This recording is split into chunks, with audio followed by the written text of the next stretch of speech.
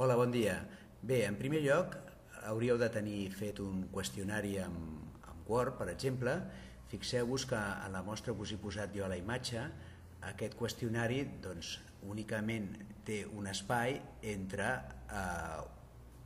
una pregunta i l'altra. És a dir, quan s'acaba la darrera resposta, heu de posar answer en mayúscula, dos punts, deixar un espai i posar la lletra a la que està associada a la resposta correcta. Un cop teniu fet el Word, el copieu i el podeu anar a Inici Programes, Accessoris, obrir el bloc de notes, també dit anomenat Notepad, i en allà l'enganxeu. Fixeu-vos després que quan el aneu a enganxar teniu una opció que es diu UTF-8 i en aquesta opció deixeu el bloc de notes.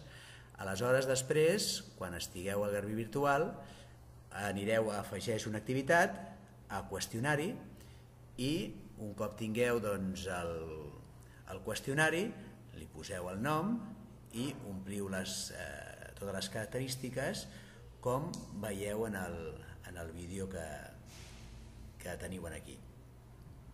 Bé, un cop tingueu fet el qüestionari, el següent pas serà, si voleu, crear una categoria per incloure tots els qüestionaris que feu vosaltres. No és necessari, va haver-hi la categoria per defecte també de tecnologia de primer d'ESO.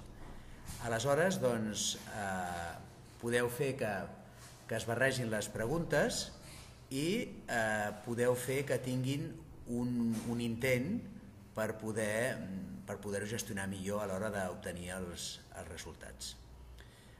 El següent pas seria, un cop heu afegit tots aquests camps i heu deixat tot això, el següent pas seria anar, fixeu-vos, dins de l'apartat d'activitats, anar a qüestionaris i editar preguntes. I un cop editar, si aneu a Importa, heu de triar l'opció que es diu Format Alken, i amb aquesta opció de Format Alken ja triareu la categoria que heu generat abans i anireu a seleccionar l'arxiu aquell que havíeu guardat en format de text i posteriorment penjareu aquest arxiu. Bé, doneu a Continua i aquí podeu seleccionar que es vegin totes les preguntes, ho seleccioneu tot i fixeu-vos que ho movem a la carpeta de la categoria que nosaltres vulguem. Bé, un cop ho hem mogut aquí, el següent pas serà tornar al curs,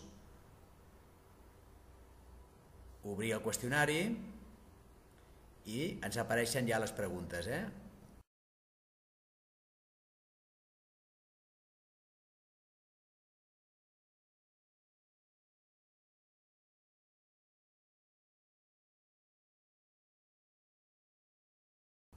Fem que es mostrin totes, les seleccionem totes i el següent pas és afegir-les al qüestionari,